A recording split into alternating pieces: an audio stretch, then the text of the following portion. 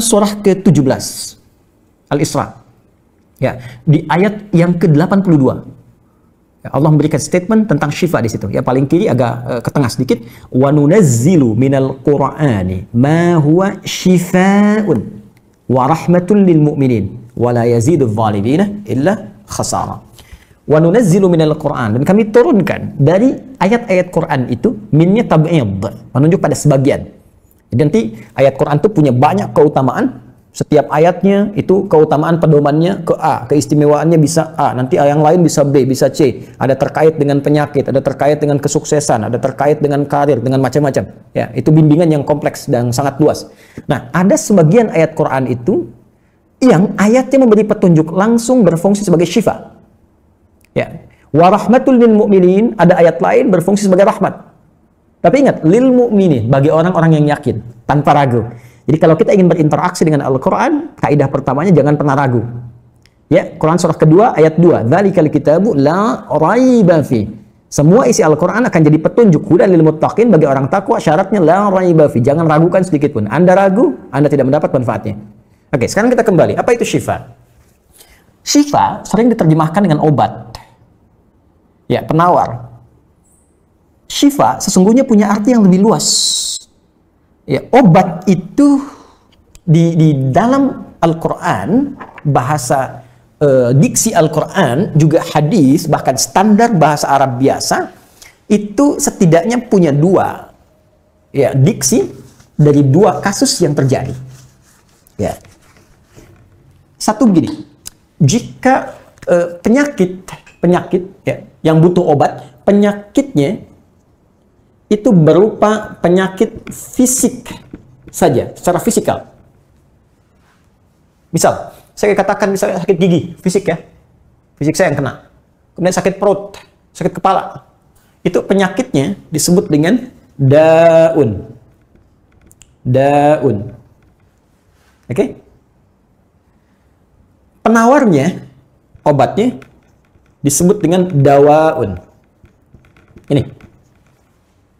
Baik kan? Ya. Karena itu ada kalimat begini yang disandarkan pada Nabi SAW, likulli da'in dawaun. Di setiap penyakit fisik itu mesti punya keyakinan pasti ada obatnya. Jelas ya? Nah, yang kedua, ada jenis penyakit terkait dengan fisik juga, tapi sudah melewati batas-batas dawa. Jadi ini menggunakan obat medis standar, ya, ini susah. Bahkan sebagian mengatakan, dokter mengatakan, wah ini nggak bisa nih, udah give up gitu kan? It's impossible, ini nggak mungkin, ya. Jadi sudah give up di sini, ini udah nggak memungkinkan. Nah. Atau yang kedua, penyakitnya tidak terkait dengan fisik secara langsung,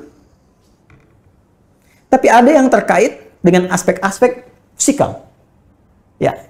Secara psikologis, penyakit hati, iri hati, dengki, dan dendam, dan itu juga berpengaruh kepada fisik, tapi sudah melampaui batas fisik. Orang iri hati kan fisiknya terganggu, kayak enak makan, kan? Ya, pusing, tidur, bahkan tidur pun masih nggak enak, ngigonya juga masih dengki juga, gara-gara kamu nih tidur, masih keluar kalimat itu, ya, nggak enak kan? Dan nggak mungkin berobat mencari dawa, nggak mungkin.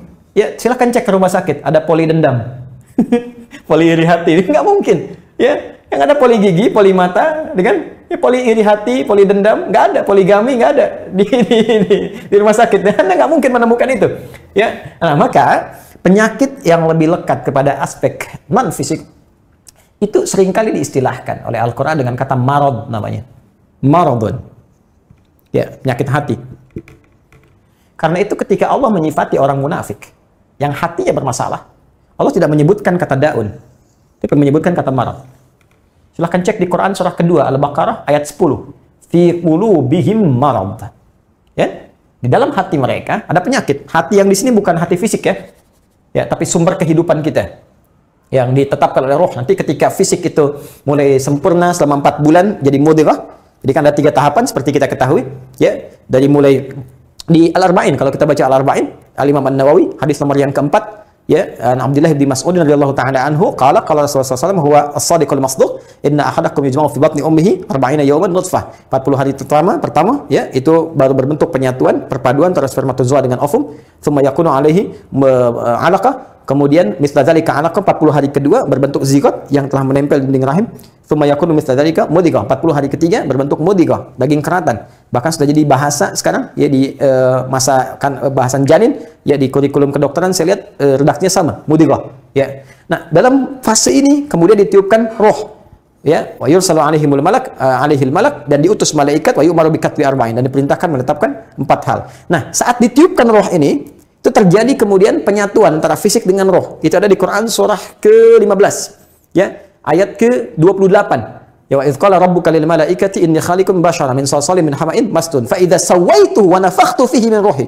Jadi roh masuk ke dalam jasad seseorang, ya ke dalam fisik seseorang. Ketika sudah masuk, dia bisa bernafas kan, ada kehidupan, unsur kehidupan. Karena itu nafas terambil dari bahasa Al-Qur'an. Jadi begitu kemudian sudah masuk roh ke dalam jiwa, menjadi nafas namanya, berubah dari roh jadi nafas. Ya, maka dia membawa 2 potensi.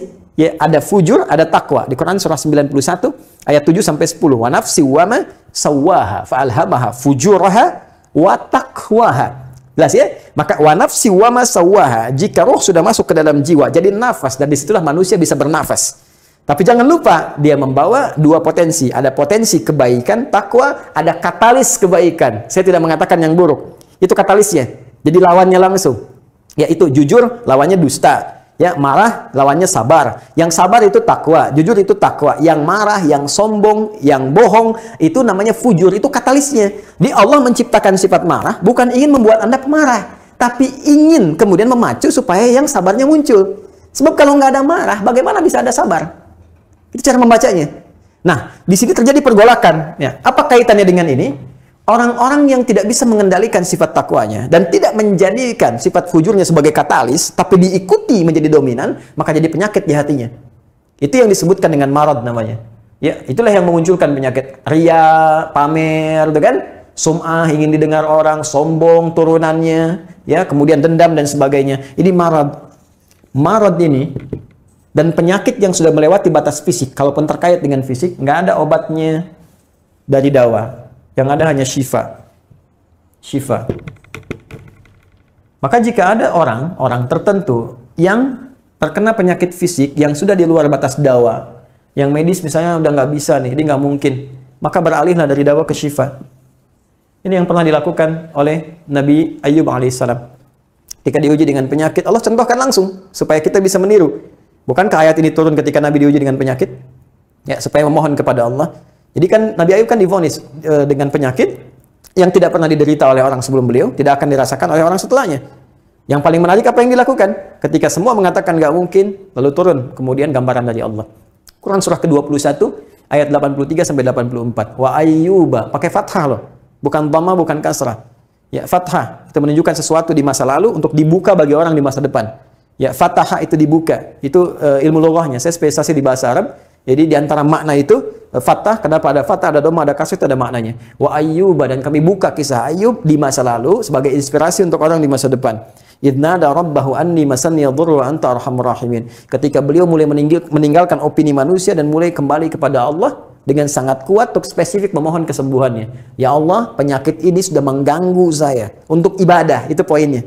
Untuk ibadah. Jadi ternyata kalau ingin disembuhkan dengan cepat, arahkan kesembuhan itu untuk niat kita beribadah. Kalau cuma pengen sembuh saja, jangankan Anda yang belum beriman pun kalau sakit pengen sembuh. Terus Anda tujuannya apa dari kesembuhan itu? Kalau cuma pengen minta dunia, apa dengan sakit belum cukup menjadikan Anda ingat Allah? Maka arahkan permohonan itu untuk kesembuhan supaya punya niat ibadah. Ya Allah, saya pengen sholat lagi. Ya Allah, saya pengen ke masjid lagi, pengen tahajud lagi. Mohon ya Allah, penyakit ini sudah mengganggu saya tahajud, saya pengen sholat lagi. Wa anta arhamur rahimin, sedangkan Engkau yang paling sayang kepada saya. Kalau yang Maha Penyayang saja tidak menyembuhkan saya, kepada siapa lagi saya mesti memohon? Nah, tahu apa yang terjadi? Begitu kalimat itu muncul dengan penuh kekuatan, keyakinan, visi yang benar, memanggil Allah dengan panggilan yang sangat halus, lembut, ya, terasa ke dalam jiwa, maka jawabannya tidak menunggu lama. Fastajabna lahu fakashafna ma bi min dhurrin wa atainahu ahlahu mithlahu ma'ahum rahmatan min indina wa dzikra lil 'abidin. Lihat ujung ayatnya. Kami langsung sembuhkan penyakitnya. Kami singkapkan semua rasa sakitnya. Kami kembalikan semua yang dia rasakan rugi. Biaya obatnya diganti dengan rezeki yang lain, kesulitannya dihilangkan, datangkan dengan yang lebih baik. Dan yang paling dahsyat, lihat ujung ayatnya. Wa dzikra lil abidin. Kami jadikan inspirasi, pengingat bagi hamba-hamba Allah yang soleh. Yang diuji dengan penyakit yang serupa, maka amalkan amalan Ayub untuk mencari syifa. Ya, maka ini ikhtiarnya. Termasuk syifa, bisa mengobati penyakit hati. Nah, lalu sekarang apa terapannya? Karena disebutkan ada ayat-ayat Quran berfungsi sebagai syifa. Ya, ini yang digunakan sebagai zikir diantaranya. Apa itu? Tadi saya sampaikan Al-Fatihah. Ya, itu lengkap. Al-Fatihah itu disebut syafiyah. Surah syafiyah, surat penyembuh. Silahkan Anda buka semua kitab tafsir. Di antara fadilah surah Al-Fatihah, kisah pertamanya adalah kisah seorang kepala suku di Arab yang digigit kalajengking. Bayangkan, kalajengking Arab pada saat itu. Ya, dan sudah kena racun dan sulit, orang semua sudah give up, ini nggak mungkin. Ya, apa yang terjadi? Ditemukan sahabat Nabi, secara singkat diketahui, ditanya ada yang bisa menyembuhkan, mereka berkata Allah yang menyembuhkan, tapi kami bisa berikhtiar. Dipanggil mereka, dibacakan Al-Fatihah sekali bacaan, tanpa diulang-ulang, tanpa pakai alat-alat tertentu, tiba-tiba syufia disembuhkan sampai diberikan hadiah berupa beberapa kambing. Tapi mereka, mohon maaf izin, Ibu Rektor dan sebagainya, mereka khawatir jadi gratifikasi. Dibawalah kambing itu kepada Nabi, disampaikan, boleh nggak makan dari sini? Jawab Nabinya apa? Dari mana kalian tahu kalau surat itu bisa berfungsi menyembuhkan? Al-Fatihah. Tapi gimana cara baca Al-Fatihahnya? Karena dulu orang sekali baca sembuh, sekarang orang 1000 kali malah nambah penyakit. Apa yang salah? Nah, berarti nanti ada terapan lagi ilmu yang lain, kan? Nanti ada surah ke-26, Asy-Syu'ara ayat 80 itu zikirnya Nabi Ibrahim.